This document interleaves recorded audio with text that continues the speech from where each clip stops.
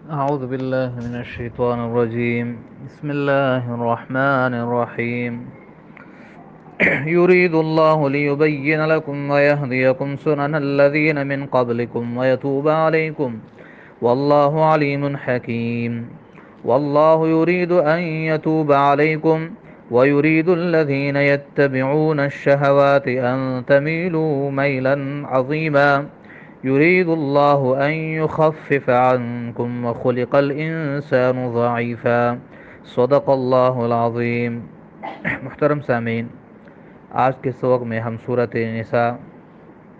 آیت نمبر 26 سے آیت نمبر 31 تک پڑھیں گے۔ یہ پارہ نمبر 5 کا رکوع نمبر 2 ہے۔ اللہ تعالیٰ ارشاد فرماتا ہے، یرید اللہ، اللہ چاہتا ہے،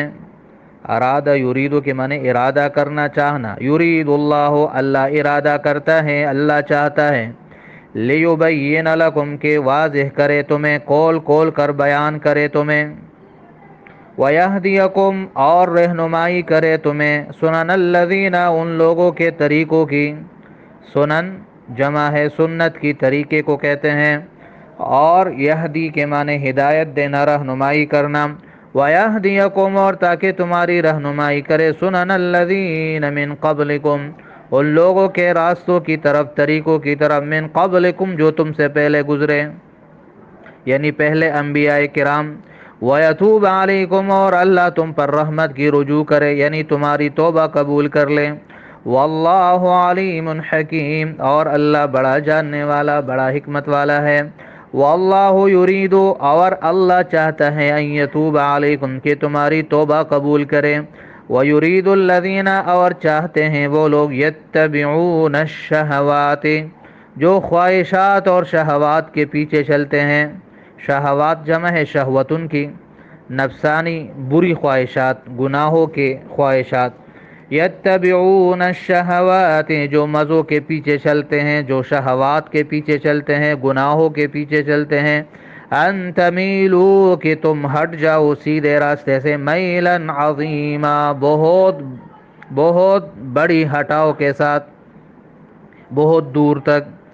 یرید اللہ، اللہ چاہتا ہے، ان یخفف عنکم، کہ تم پر آسانی کر دے، تم پر تخفیف کر دے، تمہارے بوجھ کو ہلکا کر دے، وَخُلِقَ الْإِنسَانُ ضَعِيفًا، اور پیدا کیا گیا ہے انسان کو ضعیفہ، کمزور، یا ایہا الذین آمنوا، اے ایمان والو، لا تاکلوا، مت کھاؤ، اموالکم، اپنے مال، بینکم، آپس میں، بالباطل، ناحق طریقے پہ، اپنے مال یعنی ایک دوسرے کا مال، بالباطل، ناحق، اس میں تمام حرام اور ناجائز طریقے داخل ہیں، جیسے سود اور رشوت اور جوا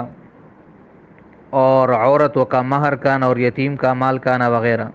الا ان تکون تجارتا، مگر ہاں کہ ہو کوئی تجارت، عن تراض منکم، تمہاری باہمی رضامندی سے،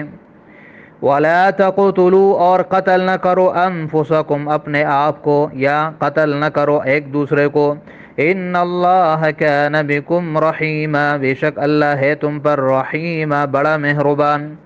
وَمَن يَفْعَلْ ذَلِكَ، اور جو کوئی ایسا کرے گا، یعنی یہ پیچھے جتنی باتوں سے اللہ نے منع کیا، جو ایسا کرے گا، عدوانا وظلما، زیادتی اور ظلم کے ساتھ، فسوف نصلیہ نارا، تو جلد ہی ہم داخل کر دیں گے اس کو آگ میں، یعنی جہنم میں، وَكَانَ ذَلِكَ عَلَى اللَّهِ يَسِيرًا، اور یہ آگ میں اس کو داخل کرنا اللہ کے لیے بہت آسان ہے، یعنی کوئی مسلمان، کوئی مومن غرور نہ کرے کہ مجھے کیسے جہنم میں ڈالا جائے گا، ان تجتنبوا، اگر تم اجتناب کرو، کبائر ما تنہون عنہ، کبائر، ان بڑے گناہوں سے جن سے تم کو روکا جاتا ہے، نکفر عنکم، تو ہم مٹا دیں گے تم سے، سیئاتکم، تمہارے چھوٹے چھوٹے گناہ، سیئات جمع ہے سیئاتن کی، چھوٹے گناہ، اور کبائر جمع ہے کبیرتن کی، بڑے گناہ، وَنُدْخِلْكُمْ، اور ہم داخل کر دیں گے تم کو، مدخلاً کریما، عزت کی جگہ میں، یعنی جنت میں۔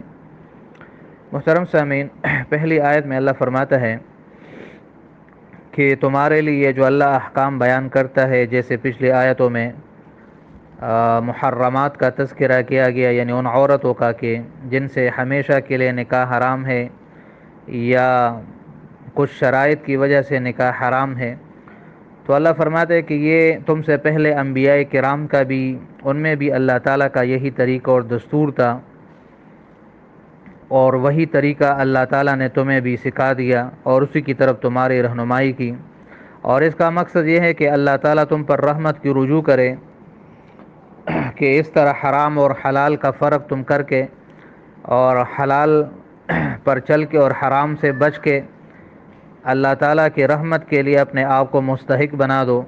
اور وہ لوگ جو شہوات کی اتباع کرتے ہیں وہ چاہتے ہیں کہ تم اللہ کے راستے سے بہت دور چلے جاؤ۔ اس میں اشارہ ہے ان یہود و نصارہ اور مجوسی اور پارسی اور تمام ان لوگوں کی طرف جو خاص طور پر حرام اور حلال اور جائز ناجائز میں تمیز نہیں کرتے، اور پھر نکاح کے بارے میں وہ اعتدال سے ہٹے ہوئے ہیں کہ ان عورتوں سے بھی نکاح کر لیتے ہیں جو ان کے محرم ہے اور جن سے ہمیشہ کے لیے اللہ نے نکاح کو حرام کیا، یا وہ جو ہم جنس پرستی کو بھی قانونی طور پر جواز کی شکل دے رہے ہیں، تو اللہ فرماتے کہ ان لوگوں کی پیروی نہ کرو ورنہ وہ تمہیں سیدھے راستے سے ہٹا دیں گے۔ آیت نمبر 28 میں اللہ فرماتا ہے کہ یہ جو احکامات اور یہ جو طریقے اللہ مقرر کرتا ہے، اس کا مقصد تم پر تخفیف ہے اور تم پر آسانی کرنا ہے، تم پر حرج اور تنگی نہیں کرنا، کیونکہ اللہ کو پتہ ہے اور اللہ تعالیٰ نے انسان کو فطرتاً ضعیف اور کمزور پیدا کیا ہے، تو اسی کمزوری کے مطابق اللہ تعالیٰ ان احکامات کا اس کو مکلف بناتا ہے جو اس کے لیے آسان ہو، جیسے حدیث میں آتا ہے کہ ان الدین یسر، کہ اس دین میں آسانی ہے، اور نبی علیہ السلام نے صحابہ کو فرمایا کہ یسروا ولا تعسروا، کہ آسانیاں پیدا کرو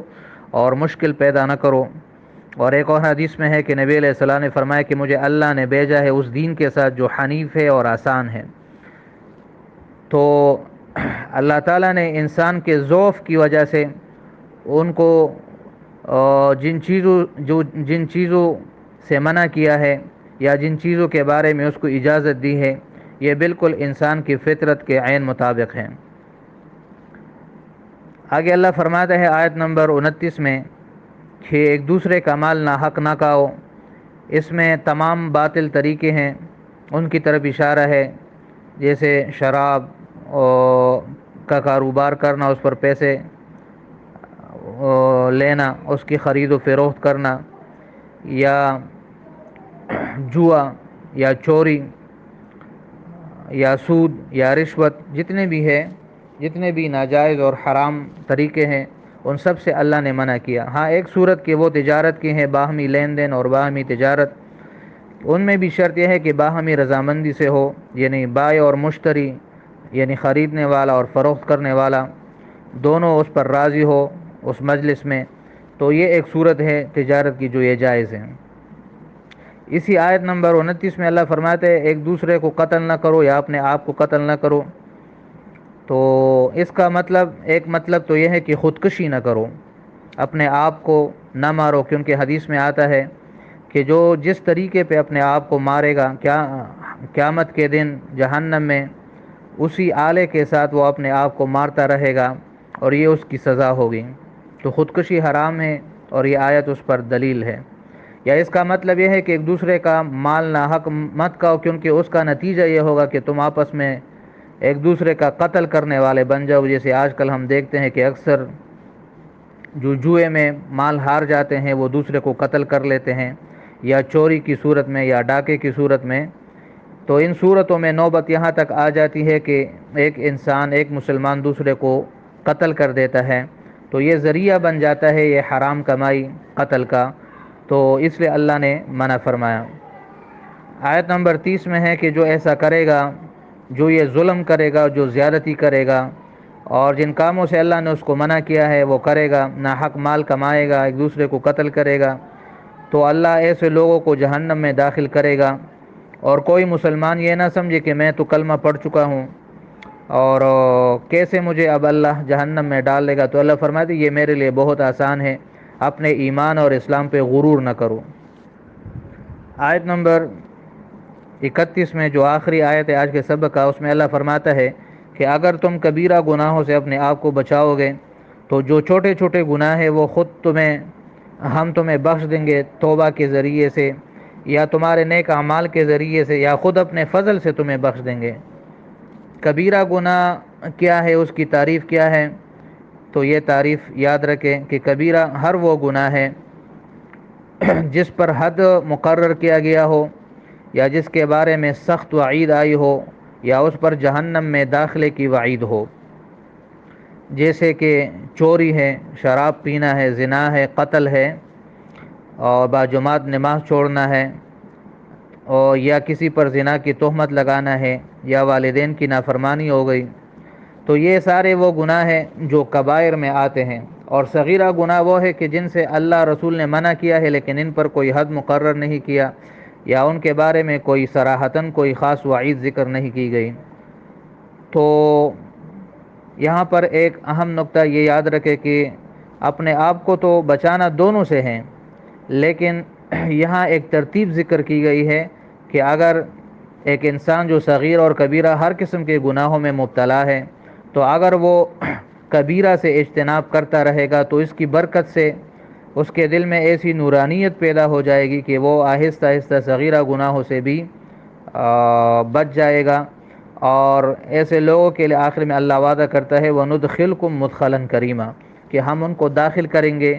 عزت کی جگہ میں، اور عزت کی جگہ وہ جنت کی جگہ ہے۔ تو یہ آج کے سبق کا خلاصہ ہے، امید ہے آپ کو سبق سمجھ آ گیا ہوگا، باقی انشاءاللہ کل پڑھیں گے۔ صدق اللہ العظیم وصدق رسولہ النبی الکریم۔ السلام علیکم ورحمۃ اللہ وبرکاتہ۔